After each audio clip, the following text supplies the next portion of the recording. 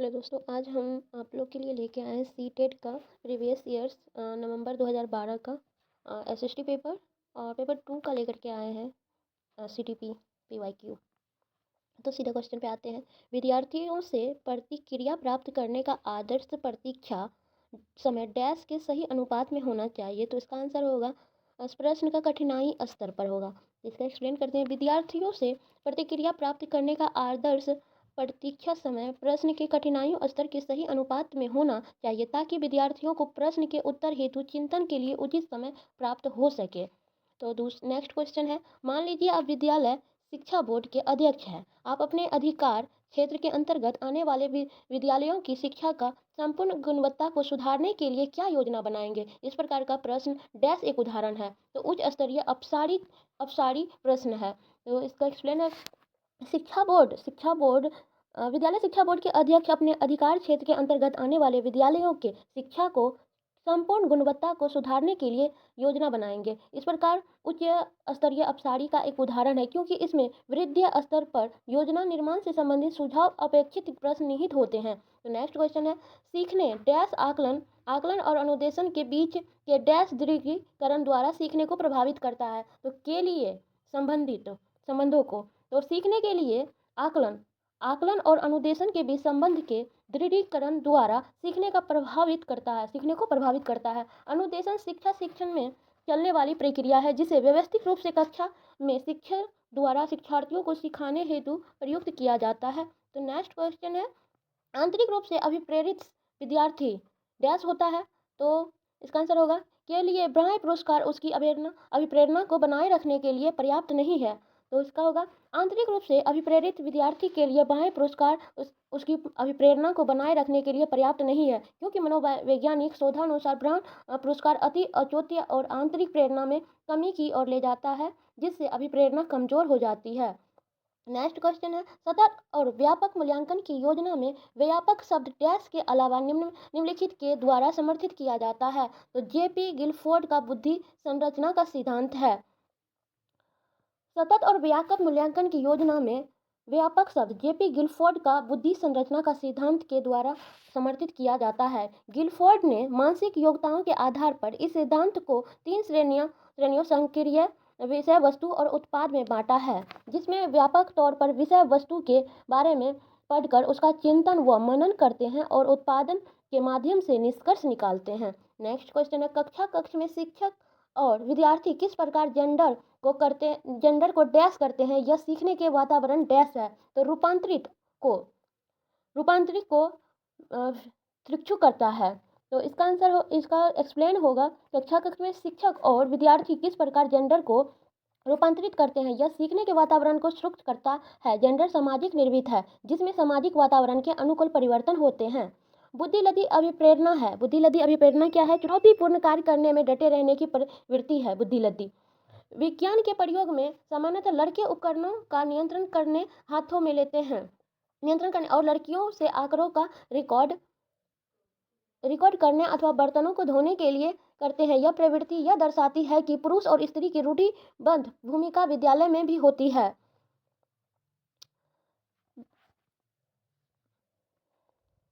Next question है, CBSE द्वारा प्रस्तावित समूह परियोजना गतिविधि डैश का एक सशक्त साधन है। तो सामाजिक भागीदारिता को सुगम बनाने के लिए है। रेनवे का प्रोग्रेसिव मैट्रिसेस परीक्षण डैश परीक्षण का उपकरण है। सांस्कृतिक मुक्त बुद्धि लद्दाख है। निम्नलिखित में से कौन सा सिद्धांत पाठ योजना में शामिल नहीं है। योजना की दृढ़ता पाठ योजना में नहीं है। योजना की दृढ़ता सिद्धांत पाठ योजना में शामिल नहीं है, क्योंकि पाठ योजना के निर्माण का उद्देश्य शिक्षक द्वारा पूर्व निर्धारित उद्देश्यों की प्राप्ति से संबंधित होता है, जिसमें शिक्षार्थी का ज्ञान, उद्देश्य की स्पष्टता और शिक्षण का ज्ञान जैसे सिद्धांत सम्मिलित होते हैं। नेक्स्ट क्वेश्चन है इस तरह से 12th नंबर का क्वेश्चन यहाँ पे है। निःशुल्क एवं अनिवार्य शिक्षा का अधिकार 2009 में अनिवार्य शब्द का अर्थ है उचित सरकारें दाखिले, उपस्थित और प्रारंभिक शिक्षा को पूर्णता को सुनिश्चित करेंगे। इसमें है निःशुल्क निःशुल्क एवं अनिवार्य शिक्षा अधिकार 2009 में आया था, जिसमें अनिवार्य शब्द का अर्थ है उचित सरकारी दाखिले, उपस्थित और प्रारंभिक शिक्षा की पूर्णता को सुनिश्चित करेगी। 6 वर्ष से 12 वर्ष की आयु समूह के प्रत्येक बच्चे के लिए शिक्षा अनिवार्य है। नेक्स्ट क्वेश्चन है, अधिगमकर्ता का स्वनियम का क्या अर्थ होता है? स्वनियम का क्या अर्थ होता है? अपने सीखने का स्वयं अनुवीक्षण करने की योग्यता को स्वनियम कहते हैं। अधिगमकर्ता का स्वनियम का अर्थ है अपने सीखने का स्वयं अनुवीक्षण करने की योग्यता। अर्थ है जब कोई अधिगमकर्ता किसी अनुक्रिया को स्वयं करता है तो उसे शीघ्र सीखता है। नेक्स्ट क्वेश्चन है, मैडम चाय खाती है वाक्य में डैश है? तो वाक्य विन्यास की दृष्टि से सही है, लेकिन अर्थ विन्यास की दृष्टि से गलत है। मैडम चाय खाती है यह वाक्य विन्यास की दृष्टि से सही है, लेकिन अर्थ विज्ञान की दृष्टि से गलत है, क्योंकि अर्थ विज्ञान के अनुसार चाय पी जाती है, न कि खाई जाती है। सीखने के सिद्धांत के संदर्भ में एसके फोल्डिंग डैश की ओर संकेत करता है। सीखने में वयस्कों द्वारा अस्थायी सहयोग होता है। जैसे सीखने के सिद्धांतों के संदर्भ में एस्को फोल्डिंग सीखने में वयस्कों द्वारा अस्थायी सहयोग की ओर संकेत करता है। वाइगस्की ने एस्को फोल्डिंग को मचान कहा है, क्योंकि यह नए ज्ञान के साथ बच्चों के पास पहले से मौजूद ज्ञान पर निर्मित होता है, जिससे वयस्क बच्चों को सीखने में मदद मिलती है।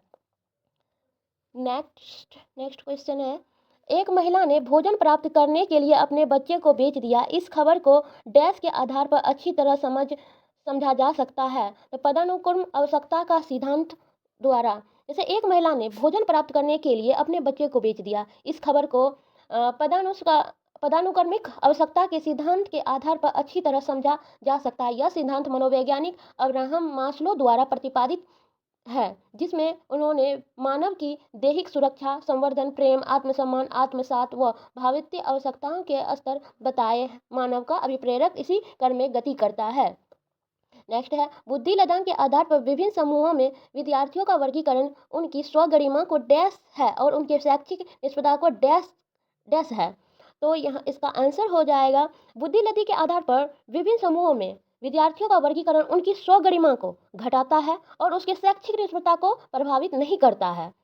तो नेक्स्ट क्वेश्चन है, जॉन डेवी द्वारा समर्थित लेव विद्यालय के उदाहरण है। लेव विद्यालय का उदाहरण कौन सा है? इसमें प्रगतिशील विद्यालय। जो जॉन डेवी द्वारा समर्पित लेव विद्यालय के उदाहरण प्रगतिशील विद्यालय है, जिसके अंतर्गत बालक को ऐसे कार्य दिए जाते हैं जिसमें उनमें स्फूर्ति, आत्मविश्वास, आत्मनिर्भरता और मौलिकता का विकास हो सके। नेक्स्ट क्वेश्चन है, लॉरेन कोहलबर्ग के द्वारा प्रस्तावित निम्नलिखित चरणों में से प्राथमिक विद्यालय के बच्चे किन चरणों का अनुसरण करते हैं? प्राथमिक विद्यालय का बच्चे वयस्कता और विनिमय पे करते हैं और आज्ञा पालन और दंड उन्मुखी द्वारा करते हैं। तो इस लॉरेन कोहलबर्ग के द्वारा प्रस्तावित चरणों से प्राथमिक विद्यालय के बच्चे आज्ञा और दंड उन्मुखी एवं वयस्कता के विनिमय चरणों का अनुकरण करते हैं। ये सभी चरण नैतिक विकास की संकल्पना के लिए आवश्यकता होता है। नैतिक विकास का संकल्पना किसने दिया था? लॉरेन कोहलबर्ग ने दिया था। एक विद्यार्थी कहता है उसका दादा आया है। एक शिक्षक होने नाते आपकी प्रतिक्रिया होनी चाहिए, अच्छा उसके दादाजी आए हैं। जिस तरह से एक विद्यार्थी कहता है उसका दादा आया है, एक शिक्षक होने के नाते हमारी प्रतिक्रिया होगी, अच्छा उनके दादाजी आए हैं। यह वाक्य आदर, भाव और व्याकरण की दृष्टि से उपयुक्त नहीं है, अतः इसमें बहुवचन का प्रयोग होगा। नेक्स्ट क्वेश्चन है, डैश के अलावा निम्नलिखित घटना वृत्तांत रिकॉर्ड की विशेषता है? तो यह व्यवहार और व्यक्तिनिष्ठ साक्ष्य है और इसलिए यह शैक्षिक क्षेत्र के लिए प्रतिपुष्टि यानी कि फीडबैक उपलब्ध नहीं करता है। यह व्यवहार का प्रतिनिष्ठ साक्ष्य है और इसलिए यह शैक्षिक क्षेत्र के लिए प्रतिपुष्टि उपलब्ध नहीं करता है। इस वाक्य के अलावा निम्नलिखित में से सभी घटना वृत्तांत रिकॉर्ड की विशेषता है। यह पर्याप्त विस्तार के पूर्ण तथ्यांक प्रतिवेदन है, यह घटना का सही वर्णन है और यह बच्चे के व्यक्तिगत विकास अथवा सामाजिक अंतःक्रिया का वर्णित करता है। नेक्स्ट क्वेश्चन है, मिश्रित आयु वर्ग वाले विद्यार्थियों की कक्षा से व्यवहार करने वाले शिक्षक के लिए डैश का ज्ञान सर्वाधिक महत्वपूर्ण है? विकासात्मक अवस्था का। प्रगतिशील बच्चे डैश होते हैं, मानव के लिए महत्वपूर्ण किसी भी क्षेत्र में औसत अच्छा निष्पादन करते हैं। जैसे प्रगतिशील बच्चे मानव के लिए महत्वपूर्ण किसी भी क्षेत्र में औसत अच्छा निष्पादन करते हैं। इस बच्चे की बौद्धिक क्षमता सामान्य बच्चे की अपेक्षा अधिक होती है और ये जीवन के विभिन्न क्षेत्रों में विशिष्ट प्रदर्शन करते हैं। नेक्स्ट क्वेश्चन है, संकल्पनाओं की व्यवस्थित प्रस्तुति विकास के निम्नलिखित में से किस सिद्धांतों के साथ संबंधित हो सकती है? विकास सापेक्ष रूप से क्रमिक होता है। संकल्पनाओं की व्यवस्थित प्रस्तुति विकास के इस सिद्धांत के आधार पर संबंधित हो सकती है। विकास सापेक्ष रूप से क्रमिक होता है क्योंकि यह निश्चित व व्यवस्थित होता है। शिक्षा का अधिकार अधिनियम 2009 के क्रियान्वयन के बाद कक्षा कक्ष आयु के अनुसार अधिक समझातीय है। जैसे शिक्षा का अधिकार अधिनियम 2019 के क्रियान्वयन के बाद कक्षा कक्ष आयु के अनुसार अधिक समाजतीय है। यह नियम देश के सभी राज्यों में मान्य है। हाल ही में यह नियम जम्मू और कश्मीर में मान्य हुआ है। नेक्स्ट क्वेश्चन है, बाल केंद्रित शिक्षा का समर्थन निम्नलिखित में से किस विचारक द्वारा किया गया? जॉन डेवी द्वारा किया गया है। बाल केंद्रित शिक्षा का समर्थन विचारक जॉन डेवी द्वारा किया गया है। उसका मानना है कि शिक्षा व्यक्ति की उन सभी योग्यताओं का विकास है जिसके द्वारा वह अपने वातावरण पर नियंत्रण करने की क्षमता प्राप्त करता है और अपनी संकल्पनाओं को महत्वपूर्ण करता है। नेक्स्ट क्वेश्चन है, प्रगतिशील बच्चे के संदर्भ में संवर्धन का अर्थ है ऐसे विद्यार्थी को वर्तमान स्तर ग्रेड को छोड़कर अगले उच्च स्तर ग्रेड में प्रोन्नत करना। जैसे कि इस क्वेश्चन के मुताबिक प्रगतिशील बच्चों के संदर्भ में ऐसे विद्यार्थी को वर्तमान स्तर ग्रेड को छोड़कर अगले उच्च स्तर ग्रेड में प्रोन्नत करना। इसमें विद्यार्थियों को प्रेरणा मिलती है और उसका उत्साह बढ़ता है, वे अधिक सफल हो और आग्रह हो सकता है।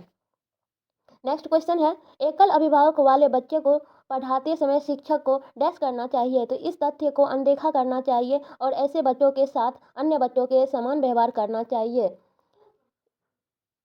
जैसे एकल अभिभावक वाले बच्चे को पढ़ाते समय शिक्षक को इस तथ्य को अनदेखा करना चाहिए और ऐसे बच्चे के साथ उन बच्चों के समान व्यवहार करना चाहिए ताकि बच्चे का मानसिक विकास प्रभावित न हो।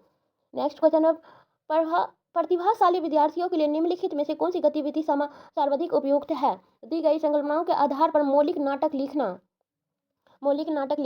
प्रतिभाशाली विद्यार्थियों के लिए सर्वाधिक उपयुक्त विधि है दी गई संकल्पनाओं के आधार पर मौलिक नाटक लिखना, क्योंकि यही बच्चों में प्रतिभा को और अधिक प्लवित व पोषित करता है।